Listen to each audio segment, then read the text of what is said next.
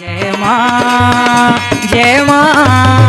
गुरुवर गुरुवर जय मां गुरुवर गुरुवर।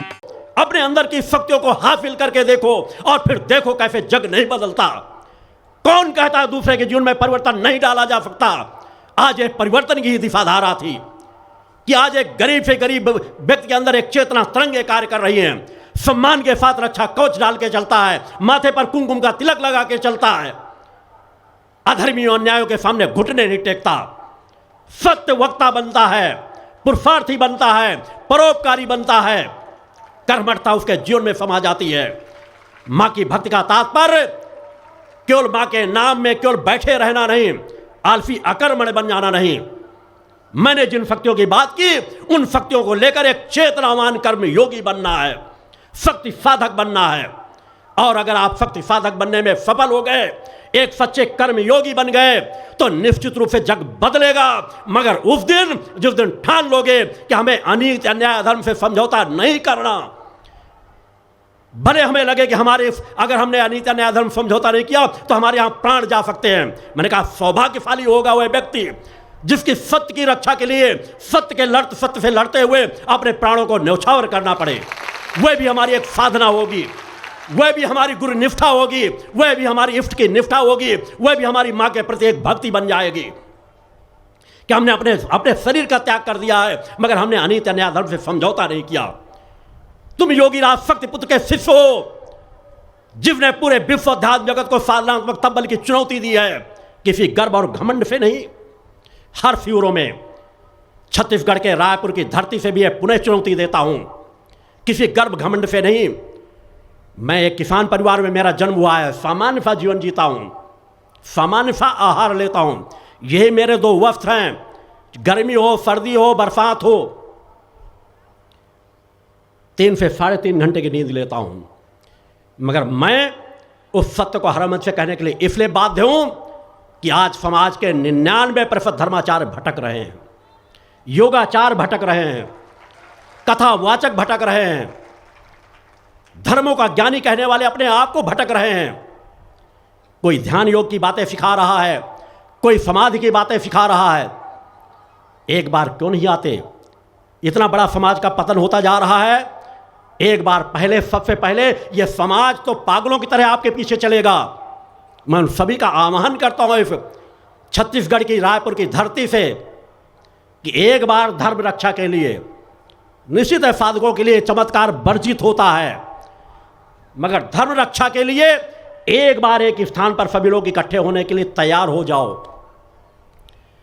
और समाज को दिखाओ कि वास्तव में आपके पास ध्यान में जाने की क्षमता है या नहीं, समाधि में जाने की क्षमता है या नहीं, कुंडली शक्ति आपके सातों चक्र आपके जागृत हुए हैं या नहीं, वास्तव में एक स्थान पर बैठकर आप दूसरे स्थान पर देखने की क्षमता रखते हो या नहीं, आपने इतनी ऊर्जा जगाई है कि नहीं जगाई कि आप अपने हाथों के स्पर्श से किसी को आरोग्यता प्रदान कर सको, आपकी वाणी में इतना तेज आया है कि नहीं आया कि आप अपनी वाक शक्ति के बल पर जो कुछ कह दो वह हो जाए।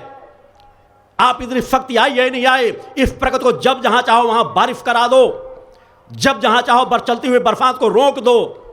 ये हमारे ऋषियों मुनियों के पास क्षमताएं थी, आज कहां चली गई? बड़ी बड़ी गद्दियों में लोग बैठे हुए हैं, मेरे द्वारा जब बातें उठाई जाती हैं तो लोग कहते शायद मुझे अहंकार स्पर्श कर गया होगा। मैंने कहा जिस दिन अहंकार इस शरीर में स्पर्श होने के पहले मैं शरीर का त्याग कर देना पसंद करूंगा। हां, अहंकार है अपनी इष्ट पर, जिस दिन मैं अपनी इष्ट माता भक्ति पर अहंकार नहीं करूंगा कि वह सर्वोच्च सत्ता है, वह तुम्हें सब कुछ दे सकती है, तुम्हें शक्तिवान बना सकती है, अगर मैं इस पर अहंकार नहीं करूंगा तो मेरा जीवन जीना ही बेकार हो जाएगा। क्योंकि मैं आया ही इसलिए हूं कि मेरा एक एक पल अगर समाज मानवता की रक्षा के लिए समर्पित है तो इस सत्य को लेकर के कि आज हमारे धर्म का जितना बड़ा पतन हुआ है उसकी कोई कल्पना नहीं है। जिसको देखो वही कोई कृष्ण का अवतार बता रहा है, कोई अपने आप को राधा का अवतार बता रहा है, कोई समाज की बातें कह रहा है, क्या दूसरे देवी देवताओं से मिला देने की बात कह रहा है। कई लोग तो ऐसे हैं जो अपने आप को कह रहे हैं मैं राधा के अवतार, कृष्ण की अवतार, और न मालूम कौन दुर्गा की अवतार, न मालूम कितना। मैं किसी को अपमानित करने के भाव से नहीं करता। अगर तुम सही निकल जाओगे तो मैं अपने समस्त आज करोड़ों अनुयायियों के साथ आपका गुलाम बन जाऊंगा, जिंदगी भर आपकी चाकरी करूंगा, मुझे कोई गर्व घमंड नहीं छू गया। बहुत सामान्य सा जीवन जीता हूं, मगर धर्म रक्षा के लिए आवश्यक है। एक शंकराचार्य ने भी धर्म रक्षा के लिए शास्त्रार्थ की चुनौती दी थी। आज शास्त्रार्थ की चुनौती से समाज का कार्य नहीं होने वाला। आज तपस्वियों के बीच चुनौती होनी चाहिए कि किसके पास वो तपबल है, किसके पास ध्यान में डूब जाने की सामर्थ्य है, किसके पास समाज में चले जाने की सामर्थ्य है, किसने अपने इष्ट से साक्षात्कार किया है, कौन एक स्थान से दूसरे स्थान की बात बता सकता है। यह सामर्थ्य होनी चाहिए।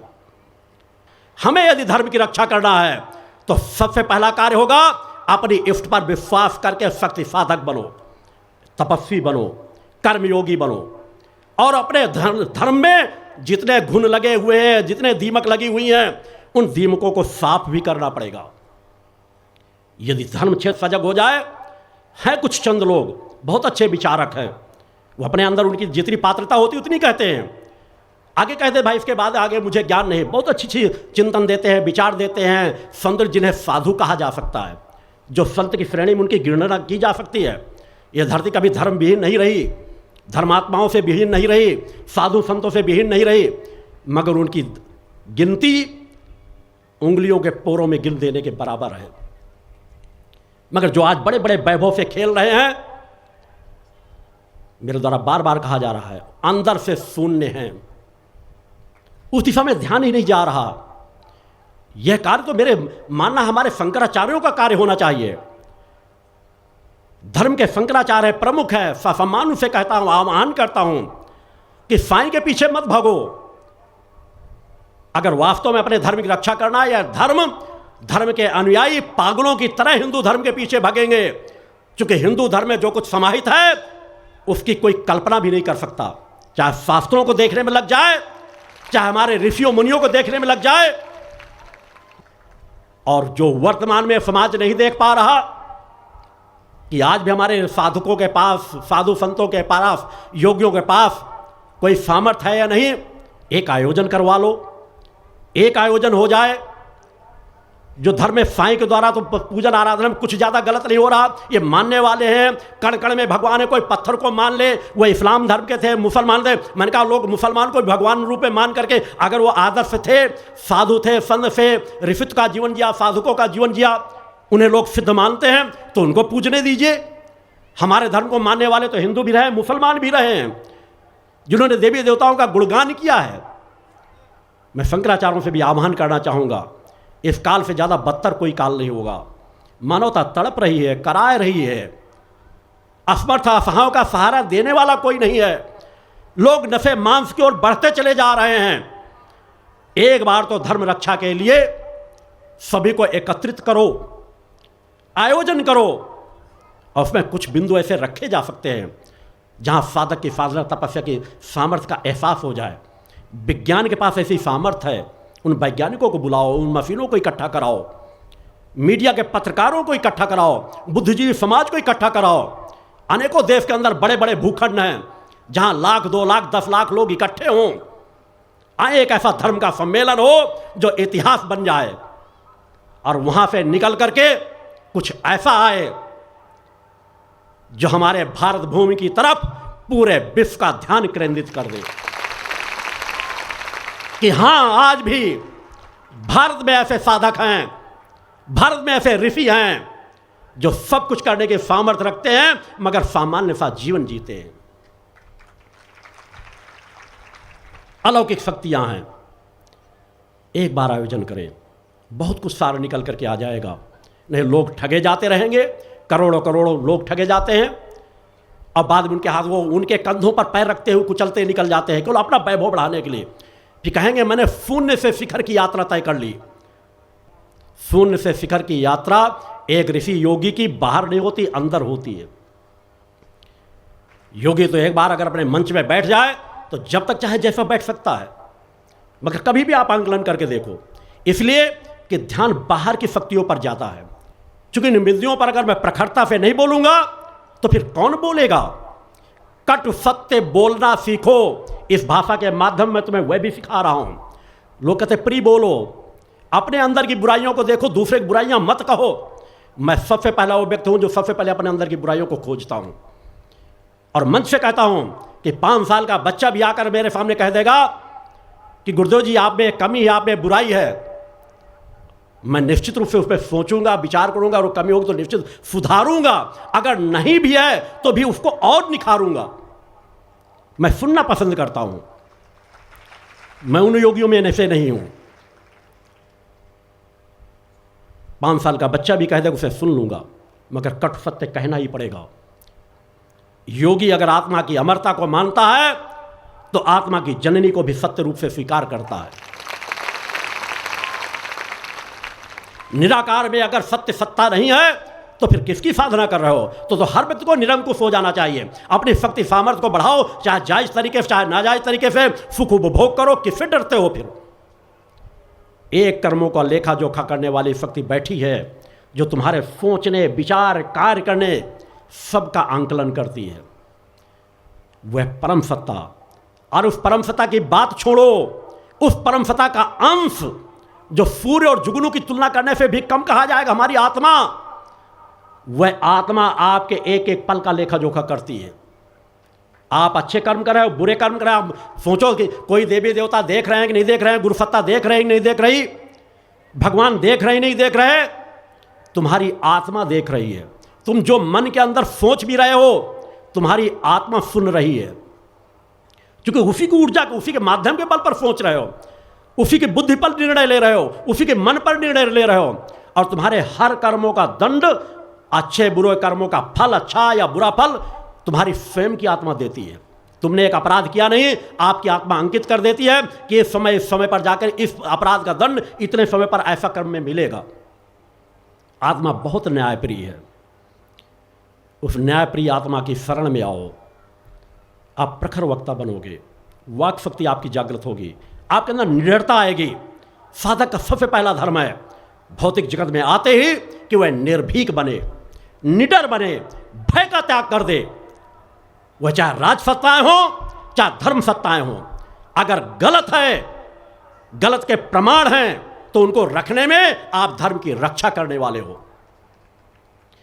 आज दूसरे धर्मों के पीछे लोग पड़े हुए हैं। अरे अपने धर्मों की कमियों को सुधार लो, यह जग सुधर जाएगा। हमें किसी धर्म पर टीका टिप्पणी करने का तब अधिकार है जब हम अपने धर्म को सही तरीके से समझ लें, उसकी ऊर्जा को हासिल कर लें। बड़े बड़े कथावाचकों को आप लोग देखते होंगे, उनके हाथों में रत्नों की अंगूठियां दिखेंगी। आपसे कहेंगे एक भागवत सुन लो, आपका कल्याण हो जाएगा, आप तर जाओगे, आपका यह लोक परलोक सुधर जाएगा। सुधर जाएगा अगर अच्छे मन से कोई सुने। मेरे द्वारा भी कहा जाता है, नाम में बड़ी शक्ति होती है, मगर कैसे कथावाचकों के सुनाने से हो जाएगी?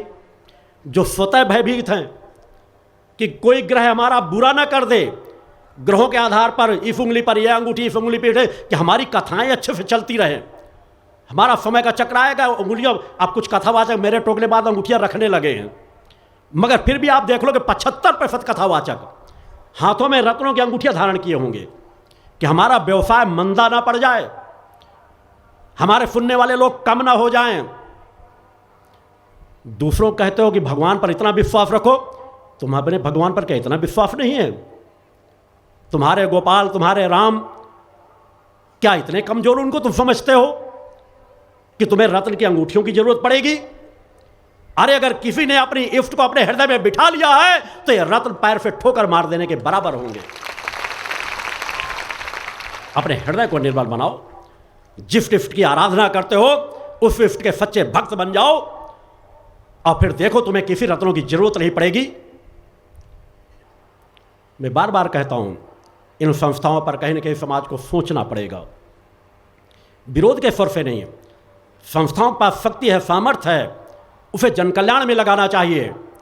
आज समाज का जितना पतन हो रहा है नशे, मांस से और चरित्रहीनता से, इसे सुधारना होगा और इसे सबसे बड़ा कार्य धर्म प्रमुखा का होना चाहिए, जिसके लिए भक्ति मानव कल्याण संगठन कार्य कर रहा है। मेरे द्वारा सिर्फ कहा नहीं जाता, कर्म रूप में परिणित किया जाता है। अगर ये महासंघनाथों के फ्यूल लगाए जा रहे हैं तो पिछले 25 वर्षों से डोर टू डोर संपर्क करके हमारे लाखों शक्ति साधक स्वयंसेवी कार्यकर्ता देश के कोने कोने में लोगों को नशे मान से मुक्त करा रहे हैं। अब तक मेरे द्वारा कम से कम भी आंकलन कर लूं तो 10 लाख से ज्यादा सदस्य ऐसे होंगे जो नशों में ग्रसित थे, जिन्हें नशा मुक्त किया गया है। होगी देश के अंदर कोई ऐसी दूसरी संस्था जिसने इतने बड़े पैमाने में नशा मुक्त किया हो, बिना किसी संसाधनों के, बिना किसी राजसत्ताओं के समर्थन के? सत्य में बहुत बड़ी ताकत होती है। आए मेरे आश्रम में आके देखें, अनुसंधान करें कि जो शराब पीने वाले ग्रुप के ग्रुप होते हैं, कोई उनके सदस्य साथ नहीं आता। कौन सा आकर्षण है उस आश्रम में? 10-10, 15-15 के ग्रुप शराबी आते हैं। उन्हें पूछा जाता है किस लिए आए हो? बस गुरुदेव जी के पास नशा छोड़ने आए हैं। तरंगे उन्हें आकर्षित करती है। जिस तरह सूर्य का प्रकाश होता है, आप उसके समक्ष खड़े हो जाओ, वह आपके शरीर की ठंड को अपने आप खींच लेगा। मेरी नित्य की साधनाएं, एकांत की साधनाएं आकर्षण करती हैं गरीबों का, असमर्थों का, असहायों का, जिनका कोई सहारा नहीं है, जो नशे मांस में लिप्त हैं। मेरे संगठन के कार्यकर्ताओं के माध्यम से मैं कई मार्गों से कार्य करता हूं। अपने चेतना अंश तैयार करके, जो डोर टू डोर बिना प्रचार प्रसार के, बिना किसी बड़े संसाधनों के लगे हुए अपने कार्यों में रत है, बस मां की कृपा को लेकर के। उसी तरह उस आश्रम के माध्यम से भी समाज को नशा मुक्त किया जा रहा है। मगर आज जो सबसे बड़ी विडंबना आकर खड़ी हुई है कि हम 4 को नशा मुक्त करते हैं, पता चलता है उस क्षेत्र में एक नया ठेका खुल गया। एक बार अगर सच्चा धर्म का पालन करना है तो सबसे पहला कार्य होना चाहिए सब अपने प्रदेश से नशा मुक्त की घोषणा करना। कितनी बड़ी विडंबना है। अंग्रेज जो कर करके चले गए, उन्होंने तो नींव डाल दी। आज हम सरकार द्वारा सोचने की बात आती है, सरकार किस लिए हम बनाते हैं? हमारे लिए अच्छे कार्य करे। शराब पिलाना, शराब के ठेके खुलवाना, यह अच्छा कार्य होगा? आप लोग सतह सोच लीजिए कि जगह जगह शराब के ठेके खुलवाए जा रहे हैं। पूरे देश स्तर पर देख लो। इसलिए मेरे द्वारा आह्वान किया जाता है उन राजनेताओं को, किसी पार्टी से जुड़े हुए हो, कोई भी हो, कि एक बार विचार करो, बैठके करो पार्टी की। एक बार सोचो कि वास्तव इस मानवता की अगर हमें रक्षा करना है, सबसे बड़ा पतन अगर हो रहा है तो नशे से समाज का हो रहा है। आज जितनी बीमारियां पैदा हो रही हैं, जितने अपराध पैदा हो रहे हैं, उनके पीछे कहीं ना कहीं शराब होगी, कहीं ना कहीं नशा होगा। परिवार के परिवार उजड़ते चले जा रहे हैं, बच्चों को शिक्षा नहीं मिल रही, तन से व्यक्ति कमजोर होता चला जा रहा है। अगर मुखिया नशा करने लगता था, पूरा परिवार बर्बाद हो जाता है। उन घरों में जाकर के देखो, उन घरों में जाके बैठो कि जिनके घर का मुखिया नशा करने लगता है, उनके बच्चे, पत्नियां, बहन, बेटियां कितना प्रताड़ित रहती हैं। एक एक दिन काटना उनके लिए कितना मुश्किल पड़ जाता है। जहां राजसत्ताओं का कार्य इस दिशा में होना चाहिए, बेटियों की सुरक्षा के हर प्रदेशों में बड़े बड़े बोर्ड मिल जाएंगे पढ़ने को। बेटियों की रक्षा करो, बेटियों का सम्मान करो, नारी का सम्मान करो। ये सब खोखले वादे हैं। उनके पतियों को शराबी बना दो, उनके बेटों को शराबी बना दो और उसके बाद कह दो नारी का सम्मान करो, तो घड़ियाली आंसू बहा देने वाली बात होगी। इसे कहीं ना कहीं शासन द्वारा भी रोका जाना चाहिए। मैं देश के प्रधानमंत्री का भी आह्वान करता हूं, अगर आप जाके बिहार में नीतीश कुमार की सराहना कर सकते हो कि नीतीश जी ने यह कार्य बहुत अच्छा किया, बिहार को नशा मुक्त कर दिया, तो मोदी जी आपका तो 56 इंच का सीना है। देश के प्रधानमंत्री हो, देश के अपने आप को प्रधान सेवक कहते हो, तो आपकी पूर्ण बहुमत की सरकार है। अगर यह नीतीश जी अच्छा कार्य कर सकते हैं और नीतीश जी से आपकी पटती नहीं है, तो पटाने के लिए उनसे अच्छा कार्य करके दिखा दो। पूरे देश को नशा मुक्त कर दो। अगर पूरे देश को एक साथ नशा मुक्त करने में थोड़ी दिक्कत जा रही है, तो मैं दूसरी बात कहता हूं, आपके भारतीय जनता पार्टी के शासन में कई प्रदेश हैं, अपने उन मुख्यमंत्रियों को बुला लो, और उन मुख्यमंत्रियों को बुला करके सबसे पहला अगर कार्य आपको करना चाहिए था तो सबसे पहले कहना चाहिए था कि अब मैं देश का प्रधान सेवक हूं, मेरी यहां 56 इंच का सीना है, आज के बाद देश के अंदर कोई शराब के ठेके नहीं लगेंगे, मैं देश का प्रधान सेवक हूं। कहना चाहिए दावे के साथ कि मैं देश का प्रधान सेवक हूं, मैं देश के अंदर देश को शराब नहीं बेचूंगा। रॉयल्टी के चक्कर में तो फिर आपसे ज्यादा तो डकैत श्रेष्ठ है, जो डकैती डालकर धन ले आते हैं। डकैत तो थोड़ा बहुत जाके गाली गलौज मारपीट करके 2-4 डंडे मारकर धन उठा लाते हैं, आप तो उनका सर्वस्व नष्ट कर देते हो। जो भी सरकारें ठेके दे रही शराब की, एक बार सोचो उस दिशा में। धर्म नष्ट हो जाता है उस परिवार का, संस्कार नष्ट हो जाते हैं, बच्चे किसी लायक नहीं बचते, बेटे बेटियां किसी लायक नहीं बचते, उनकी शिक्षा अधूरी रह जाती है, स्वास्थ्य का उनका इलाज अच्छा नहीं मिल पाता। उन परिवारों को देखो। मेरा मानना है, मैं देश की सभी सरकारों से आह्वान करता हूं इस मंच के माध्यम से, मैं तो उस कार्य में अपने मेरे पास जो क्रम है, रास्ते हैं कि मैं जन जन तक जाकर के सुधारने का कार्य, इसलिए मैंने कहा मैंने आवाज तब उठाई है जब 25 साल समाज के बीच कार्य कर चुका हूं, लाखों लाखों लोगों में बदलाव डाले हैं, लाखों लाख स्वयंसेवी कार्यकर्ता तैयार कर दिए हैं। तब मैंने कहा है कि आओ, एक पक्ष अधूरा हो रहा है, हम निचले स्तर से कार्य कर रहे हैं, आप राजसत्ताओं में बैठे हुए हो, आप खुद शराब पिलाते हो, अब सरकार के विरुद्ध हम क्या बोले? अगर सरकार के ठेकों पर तोड़ फोड़ करें तो कह देंगे उद्दंडता कर रहे हैं। इसलिए हमारा संगठन रिकॉर्ड है पिछले 25 वर्षों का, एक भी व्यक्ति कहीं नहीं कह सकता हमने लाखों लाखों को बदल दिए। अनेकों जिलों में हम आज भी कहते हैं हमें बताओ ऐसा कौन सा जिला है जहां सबसे ज्यादा शराबी रहते हो, हमारे कार्यकर्ता वहां कार्य करेंगे जाकर के, जहां कोई कार्य न करता हो नशा मुक्त बनाने के लिए। और हम प्रयास करते हैं और हमारा रिकॉर्ड है आज तक का, हमारे द्वारा, हमारे संगठन के द्वारा इतनी बड़ी जनशक्ति को लेकर के भी आज तक किसी भी शराब के ठेके पर तोड़फोड़ नहीं की गई, किसी राजनेता के विरुद्ध कहीं भी उच्छृंखलता प्रदर्शन के कार्य नहीं किए गए। या देवी सर्वभूतेषु शक्ति रूपेण संस्थिता, नमस्तस्यै नमस्तस्यै नमस्तस्यै नमो नमः। पंच ज्योति शक्ति तीर्थ सिद्धाश्रम, मां की कृपा और गुरुदेव की अमृतवाणी का पावन संगम, एक ऐसी पवित्र भूमि जहां मां भगवती की ज्योति हर दिल को रोशन करती है, जहां परमहंस योगीराज श्री शक्तिपुत्र जी महाराज के चरणों में बैठकर हर मन की पुकार सुनी जाती है। पंच ज्योति शक्ति तीर्थ सिद्धाश्रम, जहां हर कदम पर साधना, हर सांस में भक्ति और हर पल में जन कल्याण की सुगंध बिखरती है। आओ इस अलौकिक यात्रा में शामिल हो और देखो कैसे एक आश्रम ने करोड़ों जीवन को बदला।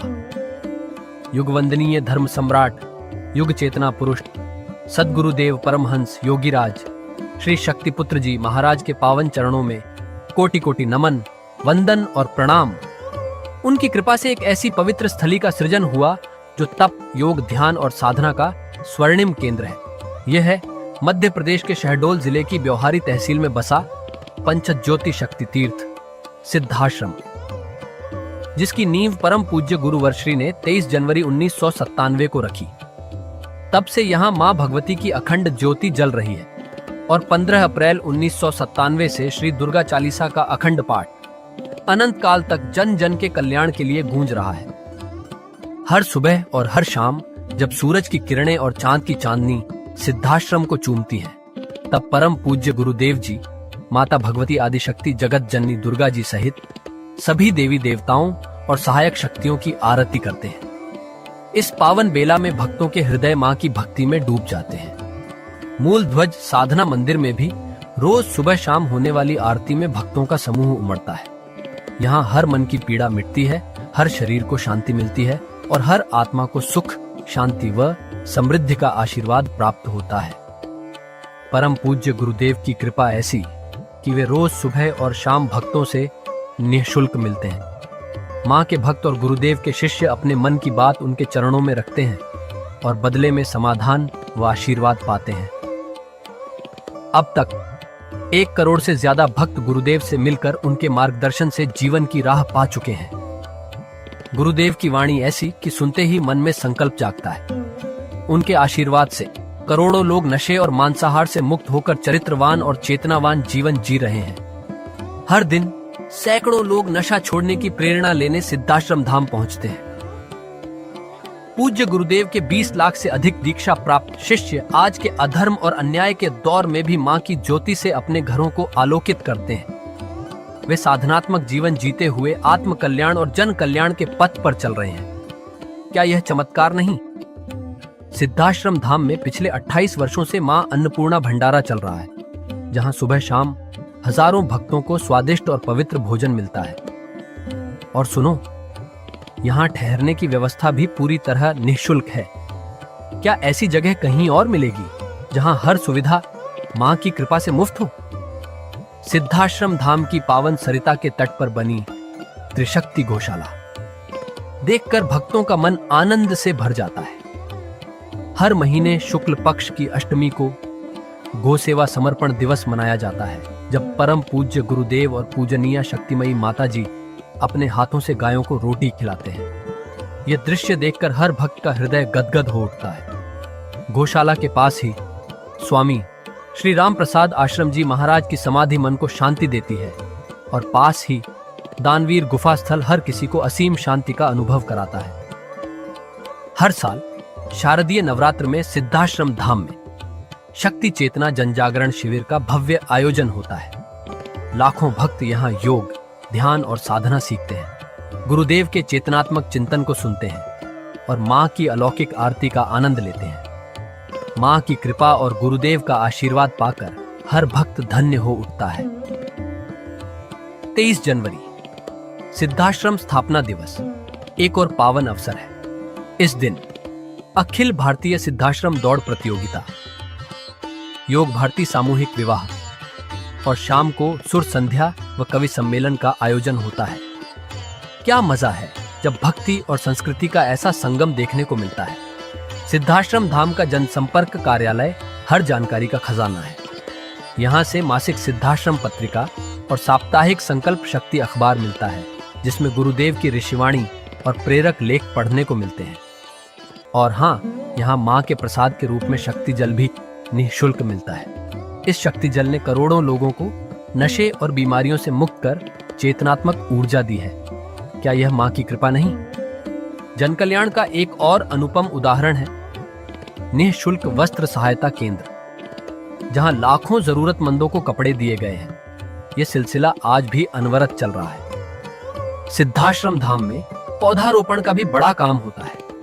परम पूज्य गुरुदेव जी महाराज एवं पूजनीय शक्तिमयी माता जी स्वयं समय समय पर पौधारोपण करके पर्यावरण को बढ़ावा देते हैं। सिद्धाश्रम धाम में अनेक प्रकार के फल, फूल और औषधियों के हजारों पेड़ों की हरियाली देखकर मन प्रसन्न हो जाता है। सिद्धाश्रम धाम में विभिन्न प्रकार की हरी सब्जियां उगाई जाती हैं, जो निःशुल्क चल रहे मां अन्नपूर्णा भंडारे में प्रयोग की जाती है। परम पूज्य गुरुदेव जी ने मानवता, धर्म रक्षा और राष्ट्र रक्षा के लिए 3 धाराएं बनाई हैं। भगवती मानव कल्याण संगठन, पंचज्योति शक्ति तीर्थ सिद्धाश्रम और भारतीय शक्ति चेतना पार्टी 15 मार्च 1995 को बने। भगवती मानव कल्याण संगठन के 1 लाख से ज्यादा कार्यकर्ता नशा मुक्त, चरित्रवान और परोपकारी समाज बनाने में जुटे हैं। संगठन का नशा विरोधी आंदोलन इतना प्रभावी है कि पिछले कुछ सालों में 2000 से ज्यादा अवैध शराब माफियाओं पर कार्रवाई हुई। संगठन के समर्पित और कर्मठ कार्यकर्ता दिन रात इस मिशन में लगे हैं। Siddhashram Ayurveda and food products के जरिए शुद्ध दवाएं और खाद्य पदार्थ बनाए जाते हैं। इन्हें लेने या व्यापार के लिए एजेंसी पाने के इच्छुक लोग संपर्क कर सकते हैं। आओ सिद्धाश्रम की इस पावन यात्रा का हिस्सा बनो। यहाँ माँ का अखंड गुणगान सुनो, साधना में डूबो और परम पूज्य गुरुदेव के दर्शन कर जीवन को धन्य करो।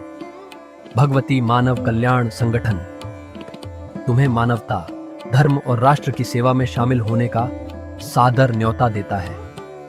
जय माता की, जय गुरुवर की।